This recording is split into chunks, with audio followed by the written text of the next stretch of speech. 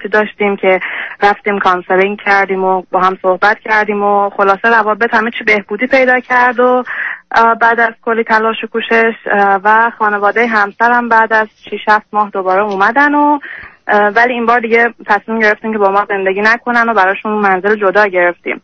مشکل من اینجاست که خانواده همسرم 2 فرزند دارن، یکی شوهر من و خواهرشون که هر دو اینجا هستن و اینا وابستگی فوق‌العاده شدید به این 2 بچه دارن. یعنی تو این زندگیم میشه گفت تقریبا من احساس میکنم هیچ کار و هیچ برنامه‌ای ندارم به غیر از این که ببینن اینا کجا هستن و چیکار میکنن. الانم که ایران هستن هر روز در ارتباط تنگاتنگم با شوهر من، یعنی مسیج میزنن سلام رفتی اومدی چیکار میکنی. خلاصه یعنی این ارتباط بیش از اندازه مقدار منو همیشه ناراحت میکنه و من چندین بار اینو مطرح کردم و شوهرم سعی میکنه اینو به یه طریقی هندل کنه ولی نه. ببینید اولا وابستگی 2 طرف است. وابستگی این که پدر مادر دارن اگر یه طرف دیگه نداشته باشه نمیشه. دوم حالا که من شما رو قطعتون کردم من میگه شما چند سالتون، همسرتون چند سالشون؟ من الان 30 سالم هست و همسرم 31 سال.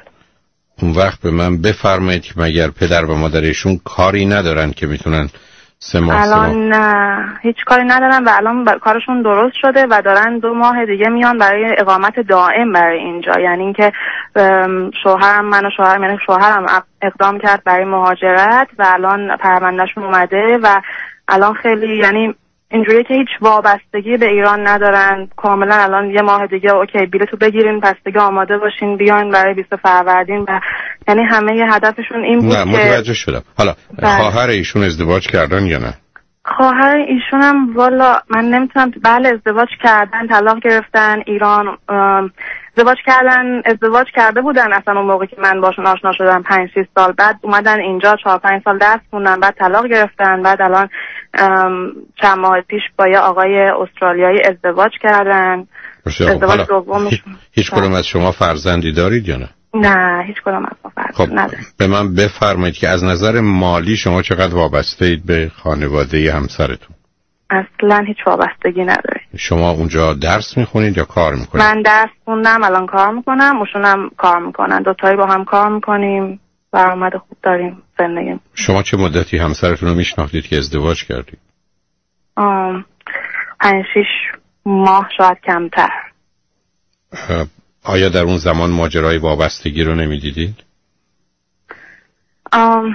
اون موقع شاید احساس میکنم من خیلی 24 سالم بود اونقدر به این شدت نبود چون نه من اینجا خیلی یعنی از زمانی که اومدیم اینجا و اومدنهای اونا رو اینجا میدیدم که مثلا پیش ما میموندن 3 ماه اون موقع بود که فهمیدم یعنی روابط یه مقدار به نظرم عادی نمیاد. این روابط مادر و فرزندی نیست چون مامان ایشون با بابای ایشون اصلا روابط خاصی ندارن، حتی جدا میخوابن اوشون جدا ولی که با شوهر من خیلی یعنی همه زندگیشون وقتی میان نهار برای تو چی درست کنم، از چیکار کنم، شب چیکار کنم، یعنی انگار که خودشون هیچ برنامه‌ای ندارن. من اون 2-3 ماهی که اینجا بودن همیشه هستن ما هر روز یعنی من حالا که نرم شوهرم هر روز بعد نهار بره، عصر بره، شام بره، هر روز ببرتشون این ور اون ور. یه مسئولیت سنگینی هم خودش احساس میکنه که باید حتما بهشون برسه، ببره باباشو ماهیگیری، مامانشو ببره این ور اون ور، یعنی فول. خب بنابراین دیدید که عرض من بیخود نبود. وابستگی یه طرفه نیست که اونا بهشون وابستن. همسر شما هم وابستگی دارن. بله حالا سوال من از شما این است که شما خودتون چند تا خواهر برادر دارید؟ من خودم فرزند اولم، یه خواهر کوچیک‌تر از خودم دارم، یه برادر کوچیک‌تر از خودم دارم که اونا هم هر دو اینجا هستن. اونا چند سالشونه؟ خواهرم 2 سال از من کوچیک‌تره، برادرم 3 سال از من کوچیک‌تره. اونا چطور شد اومدن استرالیا؟ به خاطر شما؟ چه مدلی اونا؟ من کاراشون کردم. خب شما هم یه آدم وابسته هستید یا حتی من شدیداً هستم. بله خودم هم خیلی هستم. بله. خب پدر مادر شما ایرانن درسته؟ بله. فکر آمدن اونجا رو دارن یا نه؟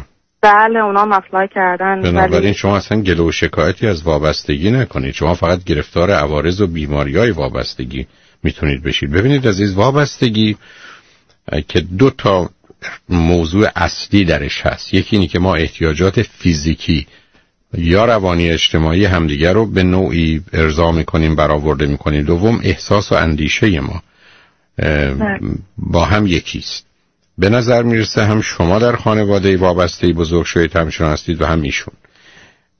وابستگی در گذشته تنها نوع زندگی بوده، به طوری که شاید از 100 نفر 99 نفر در چارچوب وابستگی و اعتیاد زندگی میکردن و در نتیجه تعلق خاطر ما به خانواده‌ای که در آن زاده شدیم به مراتب بیشتر از خانواده‌ای بوده که درش وارد میشدیم یا ازدواج میکردیم. و تازه بر اساس همون حرفی هم که شما زدید، به میزانی که بچه‌ها مهمتر بودن، همسر اهمیت کمتری داشته. بنابراین تازه زن و مرد بعد از ازدواج اگر یه امید و بارقه‌ای از این که به هم نزدیک بشن وجود داشت، با اومدن بچه‌ها چون توجه رو متوجه بچه‌ها می‌کردن، اون رابطه هم قطع می‌شد. بنابراین زن و شوهر در بسیاری از این خانواده‌های قبیله‌ای ایلاتی، به هر حال فامیل‌های بزرگ، خانواده‌های گسترده، کمترین رابطه رو با هم داشتن. یعنی زن و شوهر غیر از رابطه جنسی و به هر حال مسئولیتی که از نظر مالی یا تأمین یه مقدار جنبه‌های محسوس و ملموس زندگی داشتن، ای بسا بعد از 20 سال شما به عنوان یه عروس مادر شوهر و خواهر شوهر رو خیلی بیشتر از همسرتون میشناختید، حتی بیشتر اوقات فراغت و آزادتون رو با اونها میگذراندید. بنابراین شما در قرن 21 از ایران بیرون تشریف آوردید، ولی هر دوتا چون خانواده وابسته و بسته‌ای بودید، دو مرتبه این رو در اونجا آوردید. در گذشته خانواده ها چون شبیه و مانند هم بودن، آدم ها مثل هم بودن، کار اختلاف بالا نمی گرفت. ولی در دنیای امروز بعد از 6 ماه این خانواده های وابسته اگر با هم متفاوت باشن که به نظر میرسه مال شما هست، در اصطلاح علمی میگن دیپندنسی تبدیل میشه به کانتر دیپندنسی. و کانتر دیپندنسی اینجوری دشمنی، یعنی بکوب تا بکوبیم ببینیم کی بالاخره خانواده چه کسی رو از صحنه و گردونه خارج میکنه که حرفای شما دنبال اونه. پایان یه چنین روابطی هم در دنیای امروز جنگ است و جدایی و احتمالاً طلاق.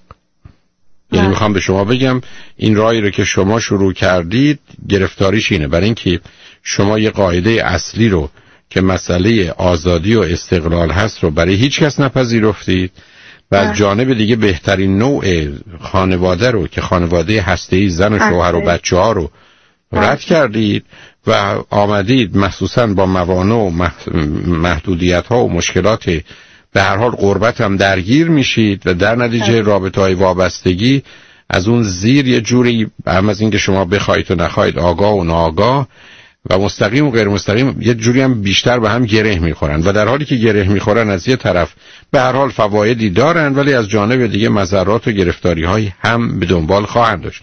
بنابراین اگر دست به یک عمل جراحی نزنید که به نفع همگان هم هست، هم خانواده شما هم خانواده ایشون، شما در این ماجرا هر دو قربانی میشید، بقیه هم یه مقداری اینجا اونجا با آتش میسوزن، برای اینکه شما دو نفر ممکنه همدیگه رو بشناسید و دوست داشته باشید و بپذیرید و بپسندید، ولی شما نه پدر ایشون رو میتونید دوست داشته باشید، نه احتمالاً خواهرشون.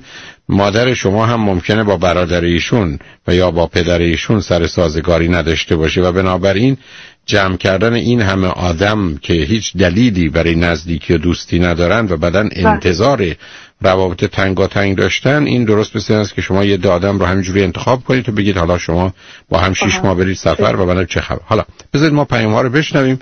شما فکرتون همسرتون اونجا هستن یا نیستن؟ نه متاسفانه نیستن. حالا شما ببینید که بعد از این حرفا پرسشتون یا مسئله‌تون چیه، با هم صحبتون ادامه بدیم. خیر باشه.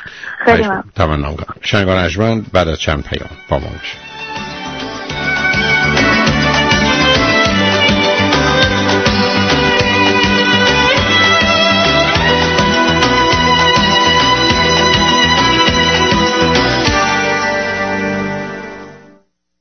Don't pause. Don't pause your life. Don't pause برای خانم‌های بالای 40 سال. 310 858 7006 و جوانبمان.com. توجه شما را همین سه شنبه از ساعت 1 بعد از ظهر به برنامه تقدیمی یونیون بانک جلب می‌کنیم. همین سه شنبه از ساعت 1 بعد از ظهر مروری بر خدمات بانکی یونیون بانک.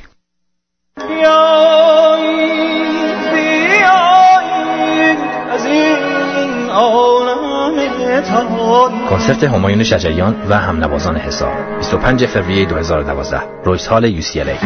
دل بی ستاند از من جان میدهد به من آرام جهان و کام جهان میدهد. تهیه بلیط در فروشگاه‌های میوزیک باکس، شرکت کتاب، کیو مارکت، اوسان چویس، ساوند سیتی، تیکت مستر و uclalive.org.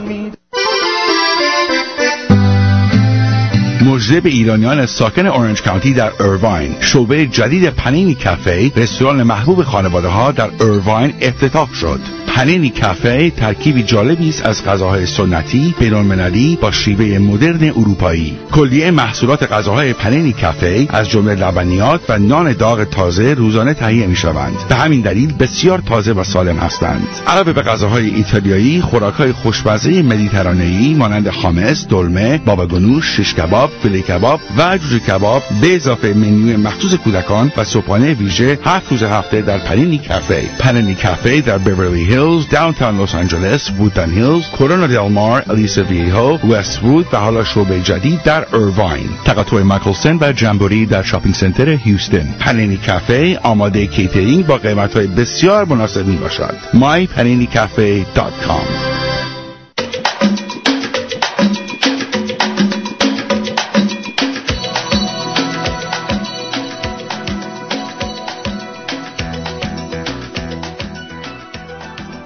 شنوندگان گرامی، به برنامه رازها و نیازها گوش میکنید. با شنونده عزیزی گفتگوی داشتیم، به صحبتون با ایشون ادامه میدیم. رادیو ایران، بفرمایید. بله آقای دکتر، دقیقاً همین چیزی که شما فرمودین، یعنی کاملا درست. ببخشید تلفنتون یه ذره قطع و وصل میشه. جایی که قبلا بودی حالا بهتر شد عزیز، بفرمایید. بله من همونجا هستم هنوز. من میخواستم بگم که حالا با توجه به این شرایطی که الان هست و وجود داره بین خانواده ها و این اتفاقایی که افتاده، اینکه شما نوکلیر خانواده هسته‌ای رو همیشه میگین و ما به سیدیاتون چندین بار من گوش میدم و به شوهرم میگم، یعنی هر موقع شما مثلا میگم خونه ما، من میگم خونه مامانشینا رو میگه خونه ما، مثلا من میگم من و تو الان، یعنی خیلی تلاش میکنم که بگم ما خودمونم خانواده، میخوام اون استحکام خانواده خودمون بیشتر بشه، ولی نمیدونم به چه طریقی میتونم عمل کنم یا رفتار کنم. آخه معنی این حرف، آخه عزیز، معنی این حرف برای شما این است که خانواده ایشون رو تارمار کنین ولی خانواده خودتون رو بهشون اصلا قصد تارمار کردن ندارم، ولی میخوام ببینم چه رفتار یا بد داشته باشم که در آینده با فایده نداره. با رفتار فقط یعنی بازی. یعنی چه کار کنم؟ آخه داستانی است که جراحی باید انجام بدم. جراحی میشه کرد. نه صبر کنید عزیز، شما تا زمانی که با این واقعیت روبرو نشید، اولا به اندازه کافی رشد نکنید که بتونید پرچم استقلال آزادیتون رو بلند کنید. و مسئله استقلال آزادی دوست داشتن پدر و مادر، علاقه‌مند بودن، مواظب و مراقب بودن، رفت آمد همه چیز هست، ولی بسیار متفاوته با وابستگی.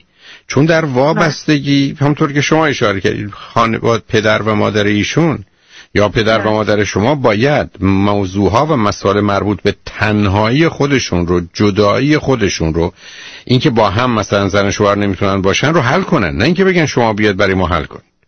چون اون میشه وابستگی. یعنی من یه نیاز روانی دارم، مادر ایشون جوری که شما داستان تر، مادر ایشون و پدر ایشون چون با هم روابطی آنچنان ندارن و مادر ایشون تمام زندگیش رو در ارتباط با همسر شما گذاشته، در نتیجه اونا میگن وقتی تو با ما باشی، ما با تو باشیم، ما دیگه از نظر این که جدا و تنها هستیم احساس بدی نداریم. ولی خب این همون چیزیست، باز دنباله صحبت شما بود، ما در دنیای امروز وقت کمی برای رفع احتیاجات روانی دیگران داریم، هر کی میخوان باشن، و ضمناً راه درستی نیست. یعنی دیر یا زود شما رو به جنگ میکشونه. اشکال کارینه. در نتیجه شما دو نفرید که باز این ذهنیت رو عوض کنید. یعنی این ذهنیت رو که این که خانواده دارید چقدر خوب، این که میخوان بیان کنار شما در اون شهر باشن چقدر خوب، همه اینا قابل قبول، اصلا توش بحثی هم نیست. اما تنها پرسشی که در اینجا مطرح هست این است که با این آمدن قرار نیست زندگی شما به هم بریزه و قرار نیست که موضوع اصلی و اساسی در خانواده شما در حقیقت تبدیل بشه به این که خیلی خوب حالا ما چه باید بکنیم؟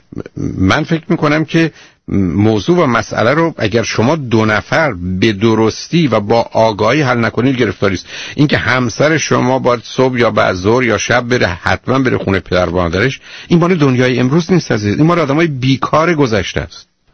این چه ارتباطی به دنیای امروز داره؟ شما تو همچین زندگی عقب میافتید. بله و اصلا چه گفتگویی وجود داره جز یک مرحله تکرار مطالب و کرخ کردن و پیش نرفتن. این یه مرحله به اصطلاح استاتس کو یا وضعیت موجود رو حفظ کردن و بعدم استدلال اونا اینه که ما اومدیم اینجا غریبیم و کسی رو نداریم و چنین و چنان و این موضوع با گذشت زمان بدتر میشه. شما هم ای بس و عراتاتون گوشه ذهنتون یه جوری این هست که خب خانواده ها بیان برای که خودتون مسئله دارید با هم. دوم ای با هم مسئله نشت باشید فکر کنید روزی که بچه‌ها اومدن احتیاج دارید به اونا. بنابراین همه دارن درگیر یه بازی میشن ولی خطرناک. عرض من فقط اینه. یعنی من با اون چیزی که باش مسئله دارم در ارتباط با شما این است که شما تا زمانی که ذهنیتتون عوض نکنید و حاضر نباشید در یه گفتگوی با هم و با اونا شرکت کنید و براش هزینه ندید و درگیر بازی‌ها و احساس گناه‌ها و نمیدونم این حرفا نباشید، خب به هم می‌ریزید. این زندگی‌ها در دنیا امروز کار نمی‌کنه عزیز. شما مطمئن باشید هرگز شما یه رابطه صمیمانه صادقانه رشد دهنده‌ای در ارتباط با پدر و مادر و خواهرشون نخواهید داشت، همونطور که ایشون هیچ همچین رابطه‌ای رو با خواهر و برادر و پدر و مادر شما نخواهند داشت. برای که اینجوری بود که خب شما میرفتید با برادرشون ازدواج میکردید، ایشون هم میرفت با مادر شما ازدواج میکرد. همچین چیزی نیست. ما نمیدونم چرا نمیخوایم بفهمیم این همه تفاوت رو.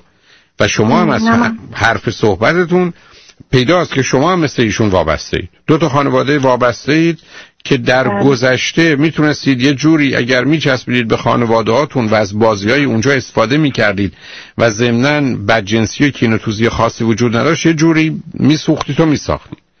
ولی اگه بخواید در دنیای امروز از سلامت فیزیکی و روانی برخوردار باشید و رشد بکنید، راه حلش این است که رابطه شما با خانواده یا ایشون با خانوادهش میشه هفته یکی 2 دفعه اونا قرار دوستای خودشون داشته باشن، روابط خودشون داشته باشن. مشکل من همینه، اونا اصلا ارتباط با کسی برقرار نمیکنن. من با خانوادم مطمئن هستم که اونا اگه اینجا باشن من انقدر وابستگی ندارم که، یعنی اونا انقدر به من دیپندنت نیستن، چون اونا هر دو زبانشون خوبه، حرف میزنن، دوست پیدا میکنن اینجا. ولی اینا وقتی میان اینجا اصلا دوستم پیدا نمیکنن، فقط تو خونه میرن و میان میشینن تو خونه. من نگرانیم از اینه که اینا نمیتونن اینجا خودشون زندگی مجزا از زندگی ما داشته باشن. خب یعنی خب اشتباه بوده. از اول باید اینا رو میدونستید. از خیلی جالب، مثل اینکه من بدونم 60 تا مهمون دارم، جا برای 10 نفر دارم. خب چجوری دعوتشون میخوام بکنم؟ یعنی شما و همسرتون نخواستید واقع بینانه با موضوع روبرو بشید و مسئولانه بدونید چیکار باید بکنید. این که وقتی پدر و مادری این گونه هستن که شما میدونید همسرتون میدونن، حرف نیست که بیان اینجا چیکار کنن. اینا که دوتایی با هم خوب نیستن یا تازه خوبم باشن کافی نیست. بعدم که روابطی به اون صورت برقرار نمی‌کنن. پس بنابراین ما میشیم در حقیقت کسی که باید از اونا مواظبت و مراقبت کنیم و اونا با ما، و در نتیجه نوع ارتباطات ما ارتباطات بازدارنده است. شما در اثر گفتگو با پدر و مادر ایشون چیزی به دانشتون و آگاهیاتون اضافه نمیشه و تجربه تازه‌ای برای زندگی و رشد پیدا نمی‌کنید، همونطور که ایشون با خانواده شما پیدا نمی‌کنن. ببینید عزیز، ازدواج یه روزی هدف بوده و روزی که آدم به هدفش میرسه دیگه کار تموم بوده، حالا دیگه محتواش مهم نیست. امروز ازدواج یه وسیله است برای سلامت فیزیکی و روانی خوشبختی. اگر یه همچین وسیله‌ای نباشه دلیل نداره مردم سوار اتومبیل بشن که جایی که میخوان برن نمیبرتشون. خب نمیشن. و بنابراین مادام که شما دوتا موضوع وابستگی رو جدی نگیرید و تو این زمینه کار نکنید و به درستی برخورد نکنید با هر دو خانواده، اصلا فکر نکنید تردید میکنم، دیر یا زود با مسائل جدی روبرو میشید، مگر اینکه تبدیل بشید به یه زن و شوهری که عین همون پدر و مادری که ایشون دارن که شما رو دارید توصیف میکنید کاری برام نشه، هر کسی کار خودش بار خودش، آتیش به انبار خودش، یعنی در جدایی و تنهایی و یه نوعی در ذهن خودتون برای خودتون هر چی میخواید بسازید و شوهر یا زن رو هم تو ذهنتون دارید. در گذشته اینجوری میشد زندگی کرد، برای که موضوع اصلی سروایول و زنده ماندن بود. تو دنیای امروز ابداً یه چنین کاری شدنی نیست و در نتیجه چون آدم میخواد زندگی کنه دیر یا زود فکر کنه این زندگی نیست. اون وقت است که همه احتمال جنگ و جدایی و بعدم خدای ناکرده انحرافات و مشکلات از مواد مخدر گرفته و مشغول کردن به کار گرفته و خیانت توش پیدا میشه. یعنی میخوام بگم هیچ پایان خوب و خوشی نیست این راهی که شما انتخاب کردید. اینکه شما فکر کردید ایران جاتون نیست آمدید اینجا میخواید زندگی کنید، فرض رو برای این میگیریم که این نظرتون درست بوده. بسیار خوب، ولی حالا قراره استرالیایی زندگی کنید. من که نمیتونم توی خاک ایران زندگی کنم، راه برم، بعد بیام تو اقیانوس استرالیا هنوز بخوام راه برم، خب غرق میشم. اینجا جای شنا هست، اگر اونا نخوان قواعد و قوانین رو عوض کنن گرفتار میشن. بله، و ما در دنیایی هستیم که افراد بزرگسال باید بدونن شبکه‌ای از دوستان و آشنایان و فامیل خودشون و فامیل همسرشون رو برای پر کردن تمام خلاهای زندگی احتیاج دارن. فرزندان و نوه و نتیجه و اینا در حقیقت به عنوان اون دسر نهار و شامی هستن که برخی از اوقات هست برخی از اوقات نیست، اما غذای اصلی و اساسی رو باید خودشون فراهم کنند و داشته باشن.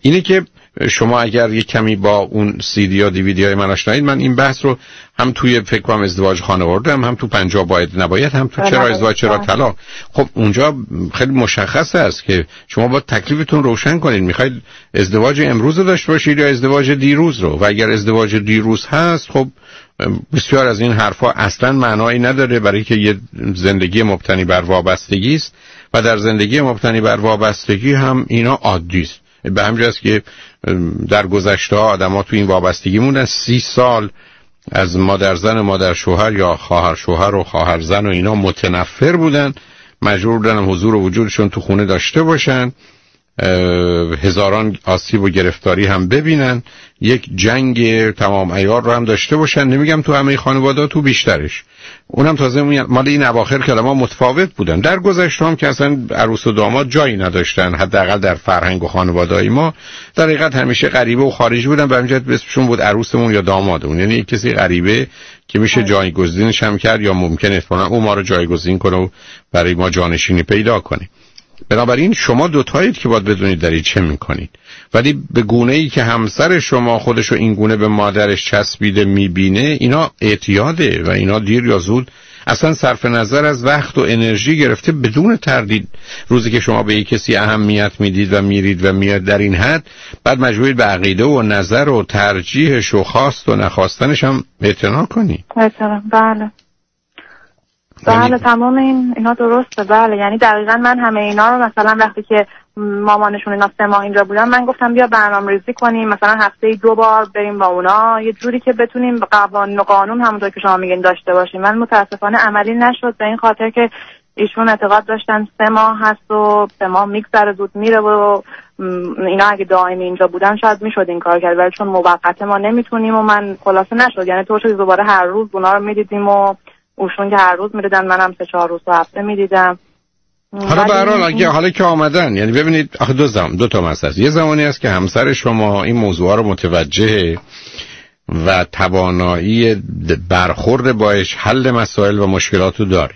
یه زمانی است که نه، خودش یا اونقدر باور و اعتقادی نداره یا باید مجبورم راحت بگم با شما رابطه آنچنان نداره که تا حدودی تمام و کمال باشه و بنابراین خود او هم داره از این مکانیزم استفاده میکنه برای پر کردن بسیاری از جنبه‌های خالی و خلاهای زندگیش و ضمناً تحمل اون بازی‌ها و مانورهایی که خانواده‌های ایرانی در این زمینه فوق دکترا دارن در دادن احساس گناه و عرض کنم که مریض شدن و تمارض و بازی‌های دیگه. خب مگر یه چنین است را آینده خوبی نخواهد داشت و به همین جهت است که شماها باید بدونید و تو این زمینه باید یکی دو تا کتاب بگیرید در جهت بستگی و وابستگی و این خانواده‌های وابسته که مقدار آشنا و آگاه باشید، ببینید چه می‌کنید.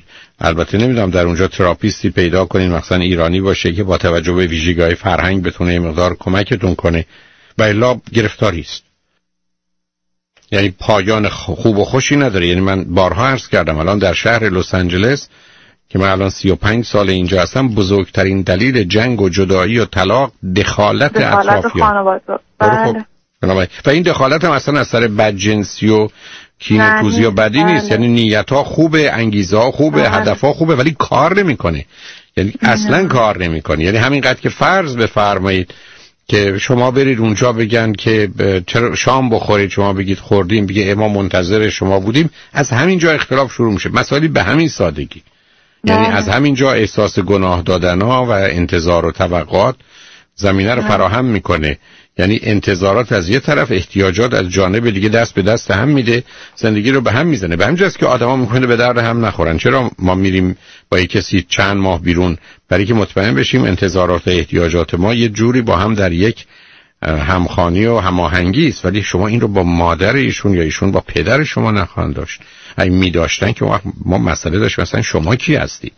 به همین جهت است که باید هر کسی در جایگاه پایگاه خودش قرار بگیره. که قرار اتومبیل خودش رو برانه، حالا اینکه در یک جاده هستیم، اینکه یه جایی می‌خوایم بریم، سر جاشه. ولی اگر این آزادی و استقلال رو شما برای خودتون و ایشون برای خودش به وجود نیاره در ارتباط با خانواده شما، دیر یا زود به هم می‌ریزید. گفتم اینکه رابطه داشته باشید، محبت کنید، همدیگر رو دوست داشته باشید، در وقت ضرورت برید سراغ هم، بسیار عالیه. ولی اینکه تو باید بیای تنهایی ما رو رفع کنی، تو بیا اینجا ما هیچ کس رو نداریم، این اصلا تو دنیای امروز برای آدمایی که دارن همینجوری کار میکنند اصلا ممکن نخواهد بود. و بعدم تفاوت آدما اصلا اجازه همچین نزدیکی ها نمیده. به هر حال امیدوارم بتونید موضوع رو هم حل کنید و بعدش هم بتونید به یه نتایجی برسید. برای خوشحال شدم باهاتون صحبت کردم.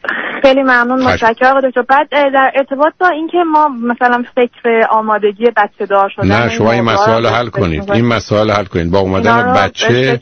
نه الان وقتش نیست. شما مطمئن بشید ماجرای خانواده رو حل کردید، بعدا میتونید خانواده خودتون تشکیل بدید. فکر میکنم این حل کردن این موضوع خانواده بیشتر، یعنی 90% باید بین خودم و همسرم باشه. یعنی من اون باید برای خودمون قوانین، نه که بخوام من بشینم با خانواده اونا میتینگ بذاریم یا اون با خانواده‌شون میتینگ بذاره. نه اون خودش میدونه با خانواده‌اش. نه شما دوتا باید در این زمینه یار و همراه هم باشید، همدیگر رو بفهمید، مواظب هم باشید، مراقب هم باشید، در حقیقت کنار هم بایستید تا او بتونه کار درست رو برای خانواده خودتون بکنه. و این کار نه با جنگ امکان پذیره، نه با لشکرکشی، برای که اون کار حتما پایان خوب و خوشی نخواهد داشت. نتیجتا شما دو نفر باید در این زمینه به یه توافقی برسید، پای اون توافق هم بایستید، همدیگر هم کمک کنید. ولی البته باید در این زمینه صمیمی و صادق باشید. ایشون نمیتونه بگه که نه من وابسته نیستم ولی هر روز باید برم. اینا با هم نمیخونه. مثل آدم معتادی است که بگه من معتاد نیستم ولی هر روز باید ماده مخدر رو مصرف کنم. این حرفا رو نمیشه زد. یعنی در یه مقدار عمل علاوه بر نظر هست که میشه نشون داد شما به یه توافقی در این زمینه رسیدید و پایبند واقعیات و حقایق هستید. و الا اگر بخواید روی واقعیات پا بگذارید، دیر یا زود واقعیت که زیر پا گذاشته شده شما رو از پا در میاره و زیر پاتون رو خالی میکنه. اون وقت است که کاری براش نمیتونید بکنید. من اگر با صدها، بعد به خودم میتونم اجازه بدم هزاران مورد اختلافاتی از این قبیل روبرو نشده بودم که اگر زن و شوهر آگاهانه و با صبر و حوصله و رعایت یه اصول اخلاقی و انسانی و پذیرفتن مسئولیت، چون اگر اقدام کردن زندگی خودشون رو درست کردن و اتفاقا به هم بیشتر و بیشتر نزدیک شدن. اگر نکردن همه چیز برباد رفته. مهم نیست وضع مالیتون چطوره، مهم نیست بچه دارید یا ندارید، اینا معمولاً به جای اینکه مسئله رو حل کنه مسئله آفرینه. بنابراین با هم واقعا صمیمانه و صادقانه بدانید چه میکنید، قصد بردن نداشته باشید، قصد حل مسائل و مشکلاتون داشته باشید و امید من این است که بتونید یک کاری کنید که همه خوشحال شن. بعد اینکه خانواده ها با هم در تماس نباشن یا مثلا نه اونا کار نمیکنن. نه خب اون جنگ عزیز، اونا جنگ دیگه. اونا نشانه این است که در جنگ هر کسی تا حدی که بتونه شروع میکنه از دیگری گرفتن. اینا خطر است. به همین میخوام به شما بگم اینا مسئله است. روزی که به همین قد آدما نمیتونن خودشون باشند و باید بازی کنن و یا دوتا لشکر متفاوتی که تو این شهر که تو اون شهر گرفتاری است، مثلا تردید ندارم اگه شما دوتا نخواهید حل کنید تکرار اختار بتون جنگ صورت گرفته و یه به صورت بنابراین هنوز اون چیز ادامه جنگ صورتی هنوز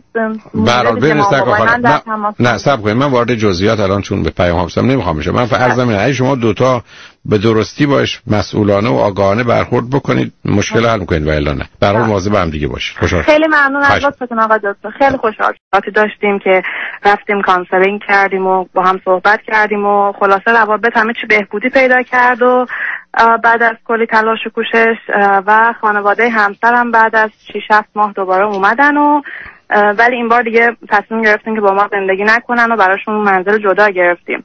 مشکل من اینجاست که خانواده همسرم 2 فرزند دارن، یکی شوهر من و خواهرشون که هر دو اینجا هستن و اینا وابستگی فوق‌العاده شدید به این 2 بچه دارن. یعنی تو این زندگیم میشه گفت تقریبا من احساس میکنم هیچ کار و هیچ برنامه‌ای ندارم به غیر از این که ببینن اینا کجا هستن و چیکار میکنن. الانم که ایران هستن هر روز در ارتباط تنگاتنگم با شوهر من، یعنی مسیج میزنن سلام رفتی اومدی چیکار میکنی. خلاصه یعنی این ارتباط بیش از اندازه مقدار منو همیشه ناراحت میکنه و من چندین بار اینو مطرح کردم و شوهرم سعی میکنه اینو به یه طریقی هندل کنه ولی نه. ببینید اولا وابستگی 2 طرف است. وابستگی این که پدر مادر دارن اگر یه طرف دیگه نداشته باشه نمیشه. دوم حالا که من شما رو قطعتون کردم، من میگه شما چند سالتون، همسرتون چند سالشون؟ من الان 30 سالم هست و همسرم 31 سال. اون وقت به من بفرمایید که مگر پدر و مادرشون کاری ندارن که میتونن 3 ماه الان نه هیچ کاری ندارن و الان کارشون درست شده و دارن 2 ماه دیگه میان برای اقامت دائم برای اینجا. یعنی اینکه شوهرم اقدام کرد برای مهاجرت و الان پروندهشون اومده و الان خیلی یعنی اینجوریه که هیچ وابستگی به ایران ندارن. کاملا الان 1 ماه دیگه اوکی بلیطو بگیرین پس دیگه آماده باشین بیاین برای 20 فروردین و یعنی همه ی هدفشون این بود. نه متوجه شدم. حالا خواهر ایشون ازدواج کردن یا نه؟ خواهر ایشون هم والا من نمیتونم. بله ازدواج کردن، طلاق گرفتن، ایران ازدواج کرده بودن اصلا اون موقع که من باشون آشنا شدم 5-6 سال بعد اومدن اینجا 4-5 سال درس خوندن بعد طلاق گرفتن بعد الان چند ماه پیش با یه آقای استرالیایی ازدواج کردن. ازدواج دومشون. هیچ کدوم از شما فرزندی دارید یا نه؟ نه هیچ کدوم از ما فرزند نداریم. به من بفرمایید که از نظر مالی شما چقدر وابسته اید به خانواده همسرتون؟ اصلا هیچ وابستگی نداره. شما اونجا درس میخونید یا کار میکنید؟ من درس خوندم الان کار میکنم، اوشونم کار میکنن، 2 تایی با هم کار میکنیم، درآمد خوب داریم، زندگی. شما چه مدتی همسرتون رو میشناختید که ازدواج کردید؟ 5-6 ماه شاید کمتر. آیا در اون زمان ماجرای وابستگی رو نمیدیدید؟ اون موقع شاید احساس میکنم من خیلی 24 سالم بود، اونقدر به این شدت نبود چون نه من اینجا خیلی یعنی از زمانی که اومدیم اینجا و اومدنهای اونا رو اینجا میدیدم که مثلا پیش ما میموندن 3 ماه اون موقع بود که فهمیدم یعنی روابط یه مقدار به نظرم عادی نمیاد. این روابط مادر و فرزندی نیست چون مامان ایشون با بابای ایشون اصلا روابط خاصی ندارن، حتی جدا میخوابن اوشون جدا ولی که با شوهر من خیلی یعنی همه زندگیشون وقتی میان نهار برای تو چی درست کنم، از چیکار کنم، شب چیکار کنم، یعنی انگار که خودشون هیچ برنامه‌ای ندارن. من اون 2-3 ماهی که اینجا بودن همیشه هستن، ما هر روز یعنی من حالا که نرم شوهرم هر روز بعد نهار بره، عصر بره، شام بره، هر روز ببرتشون این ور اون ور. یه مسئولیت سنگینی هم خودش احساس میکنه که باید حتما بهشون برسه، ببره باباشو ماهیگیری، مامانشو ببره این ور اون ور، یعنی فول. خب بنابراین دیدید که عرض من بیخود نبود. وابستگی طرفه نیست که اونا بهشون وابستن. همسر شما هم وابستگی دارن. بله صد. حالا سوال من از شما این است که شما خودتون چند تا خواهر برادر دارید؟ من خودم فرزند اولم، یه خواهر کوچیک‌تر از خودم دارم، یه برادر کوچیک‌تر از خودم دارم که اونا هم هر دو اینجا هستن. اونا چند سالشونه؟ خواهرم 2 سال از من کوچیک‌تره، برادرم 3 سال از من کوچیک‌تره. و اونا چطور شد اومدن استرالیا؟ به خاطر شما؟ چه مدلی؟ من کاراشونو کردم. شما هم یه آدم وابسته هستید یا حتی من شدیداً هستم. بله خودم هم خیلی هستم. بله. خب پدر مادر شما ایرانن درسته؟ بله. فکر آمدن اونجا رو دارن یا نه؟ بله اونا مطلع کردن. بنابراین شما اصلا گله و شکایتی از وابستگی نکنید. شما فقط گرفتار عوارض و بیماری‌های وابستگی میتونید بشید. ببینید عزیز، وابستگی که 2 موضوع اصلی درش هست. یکی اینه که ما احتیاجات فیزیکی یا روانی اجتماعی همدیگر رو به نوعی ارضا میکنیم، برآورده میکنیم. دوم، احساس و اندیشه ما با هم یکیست. به نظر میرسه هم شما در خانواده وابستگی بزرگ شدید، همچنان هستید و هم ایشون. وابستگی در گذشته تنها نوع زندگی بوده، به طوری که شاید از 100 نفر 99 نفر در چارچوب وابستگی و اعتیاد زندگی میکردن و در نتیجه تعلق خاطر ما به خانواده‌ای که در آن زاده شدیم به مراتب بیشتر از خانواده‌ای بوده که درش وارد میشدیم یا ازدواج میکردیم. و تازه بر اساس همون حرفی هم که شما زدید، به میزانی که بچه‌ها مهمتر بودن، همسر اهمیت کمتری داشته. بنابراین تازه زن و مرد بعد از ازدواج اگر یه امید و بارقه‌ای از این که به هم نزدیک بشن وجود داشت، با اومدن بچه‌ها چون توجه رو متوجه بچه‌ها می‌کردن، اون رابطه هم قطع می‌شد. بنابراین زن و شوهر در بسیاری از این خانواده‌های قبیله‌ای ایلاتی، به هر حال فامیل‌های بزرگ، خانواده‌های گسترده، کمترین رابطه رو با هم داشتن. یعنی زن و شوهر غیر از رابطه جنسی و به هر حال مسئولیتی که از نظر مالی یا تأمین یه مقدار جنبه‌های محسوس و ملموس زندگی داشتن، ای بسا بعد از 20 سال شما به عنوان یه عروس مادر شوهر و خواهر شوهر رو خیلی بیشتر از همسرتون میشناختید و حتی بیشتر اوقات فراغت و آزادتون رو با اونها میگذراندید. بنابراین شما در قرن 21 از ایران بیرون تشریف آوردید، ولی هر دوتا چون خانواده وابسته و بسته‌ای بودید، دو مرتبه این رو در اونجا آوردید. در گذشته خانواده ها چون شبیه و مانند هم بودن، آدم ها مثل هم بودن، کار اختلاف بالا نمی گرفت. ولی در دنیای امروز بعد از 6 ماه این خانواده های وابسته اگر با هم متفاوت باشن که به نظر میرسه مال شما هست، در اصطلاح علمی میگن دیپندنسی تبدیل میشه به کانتر دیپندنسی. و کانتر دیپندنسی اینجوری دشمنی، یعنی بکوب تا بکوبیم ببینیم کی بالاخره خانواده چه کسی رو از صحنه و گردونه خارج میکنه که حرفای شما دنبال اونه. پایان یه چنین روابطی هم در دنیای امروز جنگ است و جدایی و احتمالاً طلاق. یعنی میخوام به شما بگم این راهی رو که شما شروع کردید گرفتاریش اینه، برای اینکه شما یه قاعده اصلی رو که مسئله آزادی و استقلال هست رو برای هیچ کس نپذیرفتید و از جانب دیگه بهترین نوع خانواده رو که خانواده هسته‌ای زن و شوهر و بچه‌ها رو رد کردید و آمدید مخصوصاً با موانع و محدودیت‌ها و مشکلات به هر حال غربت هم درگیر میشید و در نتیجه رابطه‌های وابستگی از اون زیر یه جوری هم از این که شما بخواید و نخواید، آگاه و ناآگاه و مستقیم و غیر مستقیم، یه جوری هم بیشتر به هم گره میخورن و در حالی که گره میخورن از یه طرف به هر حال فوایدی دارن، ولی از جانب دیگه مضرات و گرفتاری‌های هم به دنبال خواهند داشت.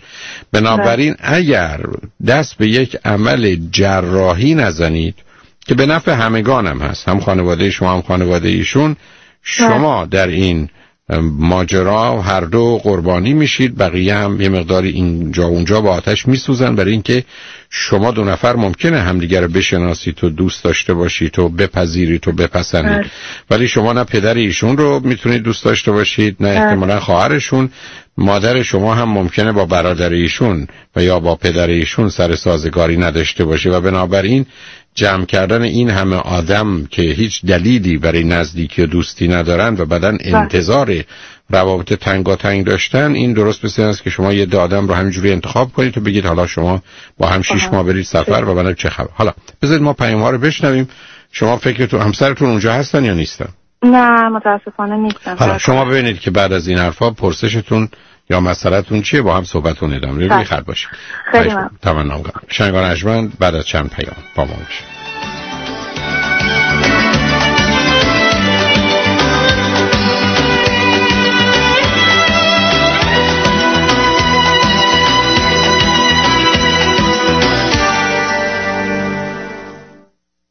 Don't pause. Don't pause your life. Don't pause برای خانم‌های بالای 40 سال. 310 858 7006 و javanbeman.com. توجه شما را همین سه شنبه از ساعت 1 بعد از ظهر به برنامه تقدیمی یونیون بانک جلب می‌کنیم. همین سه شنبه از ساعت 1 بعد از ظهر مروری بر خدمات بانکی یونیون بانک. بیایید از این عالم کنسرت همایون شجریان و همنوازان حصار 25 فوریه 2012 رویس هال UCLA. دل بی ستاند از من جان میدهد به من آرام جهان و کام جهان میدهد. تهیه بلیط در فروشگاه‌های میوزیک باکس، شرکت کتاب، کیو مارکت، هوسان چویس، ساوند سیتی، تیکت مستر و UCLAlive.org.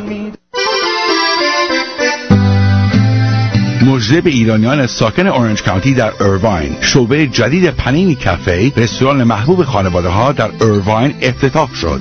پنینی کافه ترکیبی جالبی است از غذاهای سنتی، بین‌المللی با شیوه مدرن اروپایی. کلیه محصولات غذاهای پنینی کافه از جمله لبنیات و نان داغ تازه روزانه تهیه می‌شوند. به همین دلیل بسیار تازه و سالم هستند. علاوه به غذاهای ایتالیایی، خوراک‌های خوشمزه مدیترانه‌ای مانند خامس، دلمه، بابا گنوش، شش کباب، فیله کباب و جوجه کباب به اضافه منوی مخصوص کودکان و صبحانه ویژه 7 روز هفته در پنینی کافه. پنینی کافه در بیورلی هیلز، داونتاون لس آنجلس، وودلند هیلز، کورونا دل مار، الیسا ویهو، وست وود و حالا شعبه جدید در ایرواین. تقاطع مایکلسن و جمبوری در شاپینگ سنتر هیوستن. پنینی کافه آماده کیترینگ با قیمت‌های بسیار مناسب میباشد. mypaninicafe.com.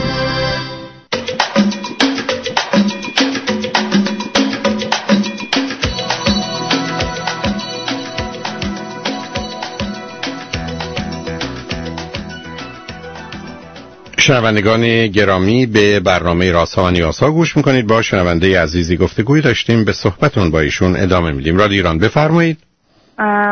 بله آقای دکتر، دقیقاً همین چیزی که شما فرمودین، یعنی کاملا درست. ببخشید تلفنتون یه ذره قطع و وصل میشه. جایی که قبلا بودی حالا بهتر شد عزیز، بفرمایید. بله من همونجا هستم هنوز. من میخواستم بگم که حالا با توجه به این شرایطی که الان هست و وجود داره بین خانواده ها و این اتفاقایی که افتاده، اینکه شما نوکلیر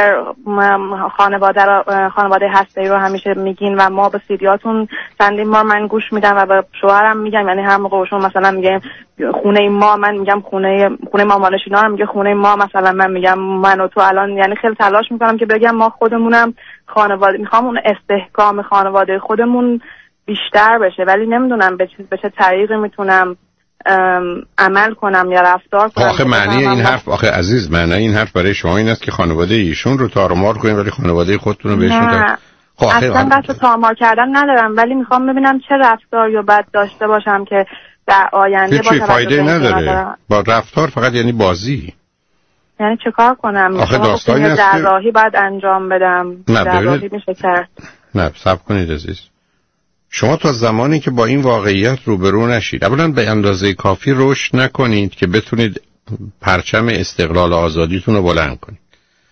و مسئله استقلال آزادی دوست داشتن پدر و مادر، علاقه‌مند بودن، مواظب و مراقب بودن، رفت آمد همه چیز هست، ولی بسیار متفاوته با وابستگی.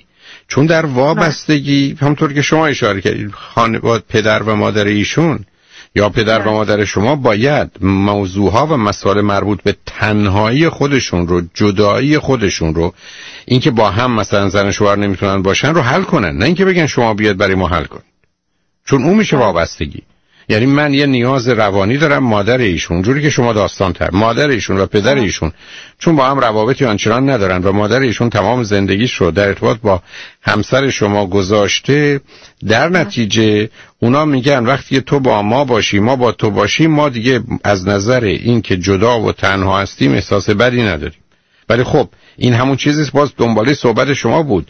ما در دنیای امروز وقت کمی برای رفع احتیاجات روانی دیگران داریم، هر کی میخوان باشن، و ضمناً راه درستی نیست. یعنی دیر یا زود شما رو به جنگ میکشونه. اشکال کارینه. در نتیجه شما دو نفرید که باز این ذهنیت رو عوض کنید. یعنی این ذهنیت رو که این که خانواده دارید چقدر خوب، این که میخوان بیان کنار شما در اون شهر باشن چقدر خوب، همه اینا قابل قبول، اصلا توش بحثی هم نیست. اما تنها پرسشی که در اینجا مطرح هست این است که با این آمدن قرار نیست زندگی شما به هم بریزه و قرار نیست که موضوع اصلی و اساسی در خانواده شما در حقیقت تبدیل بشه به این که خیلی خوب حالا ما چه باید بکنیم؟ من فکر میکنم که موضوع و مسئله رو اگر شما دو نفر به درستی و با آگاهی حل نکنید گرفتاری است. اینکه همسر شما باید صبح یا بعد ظهر یا شب بره حتما بره خونه پدر و مادرش، این مال دنیای امروز نیست عزیز. این مال آدمای بیکار گذشته است. این چه ارتباطی به دنیای امروز داره؟ شما تو همچین زندگی عقب میافتید. بله و اصلا چه گفتگویی وجود داره جز یک مرحله تکرار مطالب و کرخ کردن و پیش نرفتن. این یه مرحله به اصطلاح استاتس کو یا وضعیت موجود رو حفظ کردن و بعدم استدلال اونها اینه که ما اومدیم اینجا غریبیم و کسی رو نداریم و چنین و چنان و این موضوع با گذشت زمان بدتر میشه. شما هم ای بس و عراتاتون گوشه ذهنتون یه جوری این هست که خب خانواده ها بیان برای که خودتون مسئله دارید با هم. دوم ای با هم مسئله نشت باشید فکر کنید روزی که بچه‌ها اومدن احتیاج دارید به اونا. بنابراین همه دارن درگیر یه بازی میشن ولی خطرناک. عرض من فقط اینه. یعنی من با اون چیزی که باش مسئله دارم در ارتباط با شما این است که شما تا زمانی که ذهنیتتون عوض نکنید و حاضر نباشید در یه گفتگوی با هم و با اونا شرکت کنید و براش هزینه ندید و درگیر بازی‌ها و احساس گناه‌ها و نمیدونم این حرفا نباشید، خب به هم می‌ریزید. این زندگی‌ها در دنیا امروز کار نمی‌کنه عزیز. شما مطمئن باشید هرگز شما یه رابطه صمیمانه صادقانه رشد دهنده‌ای در ارتباط با پدر و مادر و خواهرشون نخواهید داشت، همونطور که ایشون هیچ همچین رابطه‌ای رو با خواهر و برادر و پدر و مادر شما نخواهند داشت. برای که اینجوری بود که خب شما میرفتید با برادرشون ازدواج میکردید، ایشون هم میرفت با مادر شما ازدواج میکرد. همچین چیزی نیست. ما نمیدونم چرا نمیخوایم بفهمیم این همه تفاوت رو.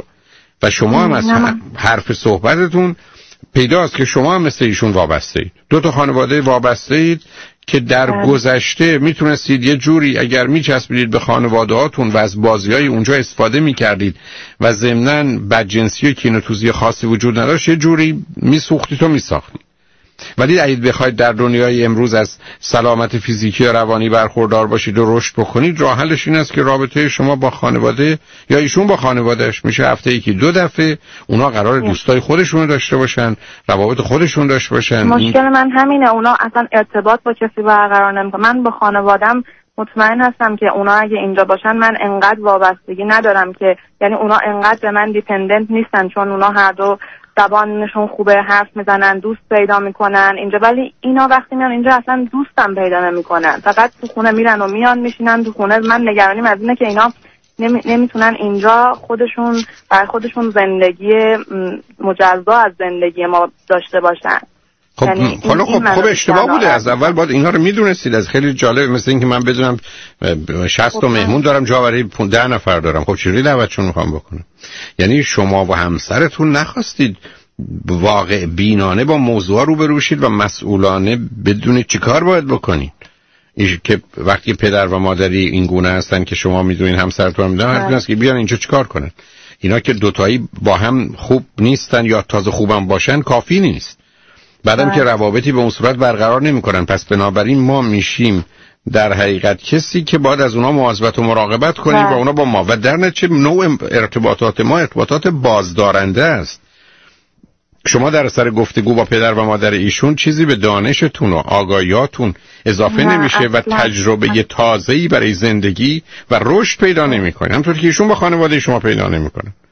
ببینید عزیز، ازدواج یه روزی هدف بوده و روزی که آدم به هدفش میرسه دیگه کار تموم بوده، حالا دیگه محتواش مهم نیست. امروز ازدواج یه وسیله است برای سلامت فیزیکی و روانی خوشبختی. اگر یه همچین وسیله‌ای نباشه دلیل نداره مردم سوار اتومبیل بشن که جایی که میخوان برن نمیبرتشون. خب نمیشن.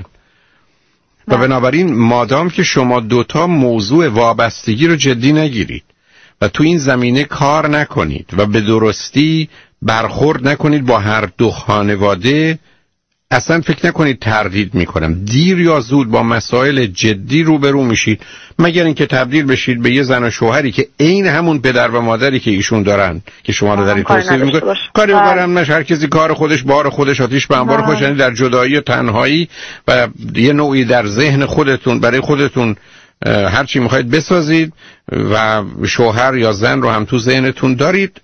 در گذشته اینجوری میشد زندگی کرد، برای که موضوع اصلی سروایول و زنده ماندن بود. تو دنیای امروز ابداً یه چنین کاری شدنی نیست و در نتیجه چون آدم میخواد زندگی کنه دیر یا زود فکر کنه این زندگی نیست. اون وقت است که همه احتمال جنگ و جدایی و بعدم خدای ناکرده انحرافات و مشکلات از مواد مخدر گرفته و مشغول کردن به کار گرفته و خیانت توش پیدا میشه. یعنی میخوام بگم هیچ پایان خوب و خوشی نیست این راهی که شما انتخاب کردید.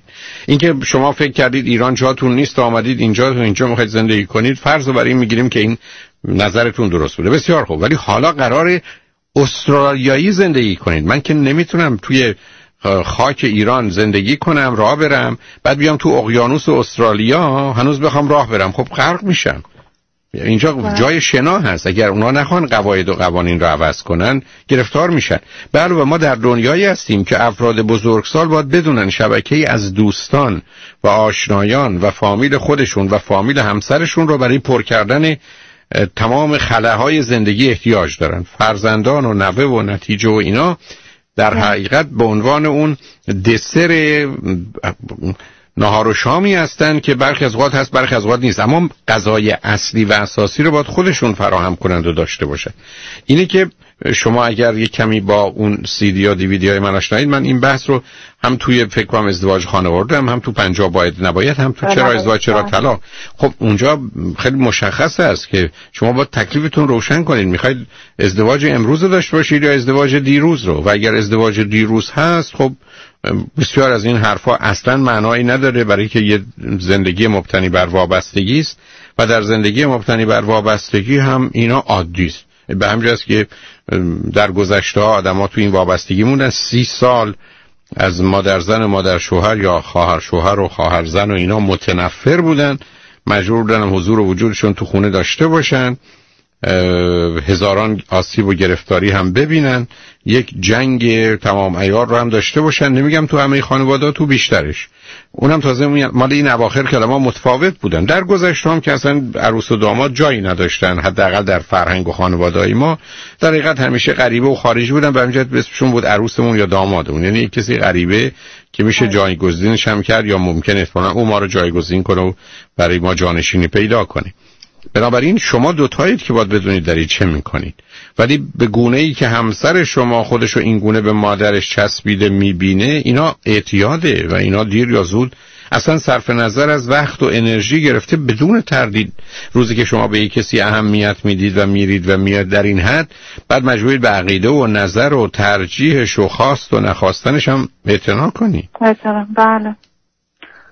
بله تمام اینا درسته. بله، یعنی دقیقا من همه اینا رو مثلا وقتی که مامانشون اینا 3 ماه اینجا بودن، من گفتم بیا برنامه‌ریزی کنیم، مثلا هفته 2 بار بریم با اونا، یه جوری که بتونیم قوانین و قانون همونطور که شما میگین داشته باشیم. من متاسفانه عملی نشد، به این خاطر که ایشون اعتقاد داشتن 3 ماه هست و 3 ماه میگذره زود میره و اینا اگه دائمی اینجا بودن شاید میشد این کار کرد، ولی چون موقت ما نمیتونیم و من خلاصه نشد. یعنی تو شد دوباره هر روز اونا رو میدیدیم و اوشون که هر روز میدیدن، منم 3-4 روز تو هفته میدیدم. حالا به هر حال حالا که آمدن، یعنی ببینید آخه دو تا مسئله است. یه زمانی است که همسر شما این موضوع رو متوجه و توانایی برخورد باش حل مسائل و مشکلات رو داره. یه زمانی است که نه، خودش یا اونقدر باور و اعتقادی نداره یا باید مجبورم راحت بگم با شما رابطه آنچنان نداره که تا حدودی تمام و کمال باشه و بنابراین خود او هم داره از این مکانیزم استفاده میکنه برای پر کردن بسیاری از جنبه‌های خالی و خلاهای زندگیش و ضمناً تحمل اون بازی‌ها و مانورهایی که خانواده‌های ایرانی در این زمینه فوق دکترا دارن در دادن احساس گناه و عرض کنم که مریض شدن و تمارض و بازی‌های دیگه. خب مگر یه چنین است را آینده خوبی نخواهد داشت و به همین جهت است که شماها باید بدونید و تو این زمینه باید 1-2 تا کتاب بگیرید در جهت بستگی و وابستگی و این خانواده‌های وابسته که مقدار آشنا و آگاه باشید، ببینید چه می‌کنید. البته نمیدونم در اونجا تراپیستی پیدا کنید مثلا ایرانی باشه که با توجه به ویژگی‌های فرهنگ بتونه مقدار کمکتون کنه و الا گرفتاری است. یعنی پایان خوب و خوشی نداره. یعنی من بارها عرض کردم الان در شهر لس آنجلس که من الان 35 سال اینجا هستم، بزرگترین دلیل جنگ و جدایی و طلاق دخالت اطرافیان. بله. و این دخالت هم اصلا از سر بدجنسی و کینه‌توزی و بدی نیست. یعنی نیت‌ها خوبه، انگیزه‌ها خوبه، هدف‌ها خوبه، ولی کار نمی‌کنه. یعنی اصلا کار نمی‌کنی. یعنی همینقدر که فرض بفرمایید که شما برید اونجا بگن که چرا شام بخورید، شما بگید خوردیم، بگه ما منتظر شما بودیم، از همین جا اختلاف شروع میشه. مسائلی به همین سادگی. یعنی از همین جا احساس گناه دادن‌ها و انتظار و توقعات زمینه رو فراهم میکنه. یعنی انتظارات از یه طرف، احتیاجات از جانب دیگه دست به دست هم میده، زندگی رو به هم میزنه. به همین جاست که آدما میکنه به درد هم نخورن. چرا ما میریم با یک کسی چند ماه بیرون؟ برای که مطمئن بشیم انتظارات و احتیاجات ما یه جوری با هم در یک همخوانی و هماهنگی است. ولی شما این رو با مادر ایشون یا ایشون با پدر شما نخواهند داشت. اگه می‌داشتن که ما مسئله داشت مثلا شما کی هستید. به همین جهت است که باید هر کسی در جایگاه پایگاه خودش قرار گرفت که قرار اتومبیل خودش رو برانه. حالا اینکه در یک جاده هستیم، اینکه یه جایی می‌خوایم بریم، سر جاشه. ولی اگر این آزادی و استقلال رو شما برای خودتون و ایشون برای خودش به وجود نیاره در ارتباط با خانواده شما، دیر یا زود به هم می‌ریزید. گفتم اینکه رابطه داشته باشید، محبت کنید، همدیگر رو دوست داشته باشید، در وقت ضرورت برید سراغ هم، بسیار عالیه. ولی اینکه تو باید بیای تنهایی ما رو رفع کنی، تو بیا اینجا ما هیچ کس رو نداریم، این اصلا تو دنیای امروز برای آدمایی که دارن همینجوری کار میکنند اصلا ممکن نخواهد بود. و بعدم تفاوت آدما اصلا اجازه همچین نزدیکی ها رو نمیده. به هر حال امیدوارم بتونید موضوع رو هم حل کنید و بعدش هم بتونید به یه نتایجی برسید. برای خوشحال شدم باهاتون صحبت کردم. خیلی ممنون، متشکرم آقای دکتر. بعد در ارتباط با اینکه ما مثلا فکر آمادگی بچه دار شدن، نه شما این مسائل حل کنید، این مسائل حل کنید با اومدن بچه. نه الان وقتش نیست. شما مطمئن بشید ماجرای خانواده رو حل کردید، بعدا میتونید خانواده خودتون رو تشکیل بدید. فکر میکنم این حل کردن این موضوع خانواده بیشتر، یعنی 90%ش باید بین خودم و همسرم باشه. یعنی من اون باید برای خودمون قوانین، نه که بخوام من بشینم با خانواده اونا میتینگ بذاریم یا اون با خانواده‌شون میتینگ بذاره. نه اون خودش میتونه با خانواده‌اش. نه شما دوتا باید در این زمینه یار و همراه هم باشید، همدیگه رو بفهمید، مواظب هم باشید، مراقب هم باشید، در حقیقت کنار هم بایستید تا او بتونه کار درست رو برای خانواده خودتون بکنه. و این کار نه با جنگ امکان پذیره، نه با لشکرکشی، برای که اون کار حتما پایان خوب و خوشی نخواهد داشت. نتیجتا شما دو نفر باید در این زمینه به یه توافقی برسید، پای اون توافق هم بایستید، همدیگر هم کمک کنید. ولی البته باید در این زمینه صمیمی و صادق باشید. ایشون نمیتونه بگه که نه من وابسته نیستم ولی هر روز باید برم. اینا با هم نمیخونه. مثل آدم معتادی است که بگه من معتاد نیستم ولی هر روز باید ماده مخدر رو مصرف کنم. این حرفا رو نمیشه زد.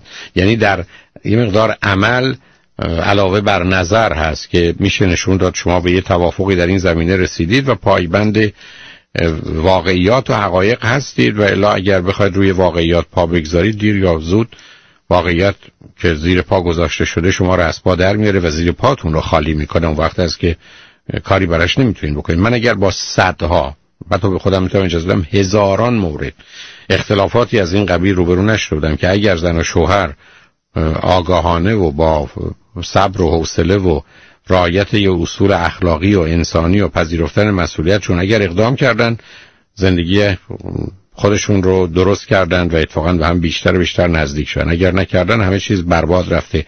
مهم نیست وضع مالیتون چطوره، مهم نیست بچه دارید یا ندارید، اینا معمولاً به جای اینکه مسئله رو حل کنه مسئله آفرینه. بنابراین با هم واقعا صمیمانه و صادقانه بدانید چه میکنید، قصد بردن نداشته باشید، قصد حل مسائل و مشکلاتون داشته باشید و امید من این است که بتونید یک کاری کنید که همه خوشحال شن. بعد اینکه خانواده ها با هم در تماس نباشن یا مثلا نه اونا کار نمیکنه. نه خب اون جنگ عزیز، اونا جنگ دیگه. اونا نشانه این است که در جنگ هر کسی تا حدی که بتونه شروع میکنه از دیگری گرفتن. اینا خطر است. به هم میخوام به شما بگم اینا مسئله از روزی که به همین قد آدما نمیتونن خودشون باشند و باید بازی کنن و یا دوتا لشکر متفاوتی که تو این شهری که تو اون شهر گرفتاری است. مثلا تردید ندارم اگه شما دوتا نخواهید حل کنید تکرار اختار بتون جنگ صورت گرفته و یه به صورت بنابراین هنوز اون چیز ادامه جنگ صورتی هنوز نه صبر کنید. من وارد جزئیات الان چون به پیام هستم نمیخوام بشه. من فرض می‌کنم شما دوتا به درستی باش مسئولانه و آگاهانه برخورد بکنید مشکل حل می‌کنید و الا نه. برای مواظب هم دیگه باشید. خوشحال. خیلی ممنون از لطفتون آقا دکتر. خیلی خوشحال.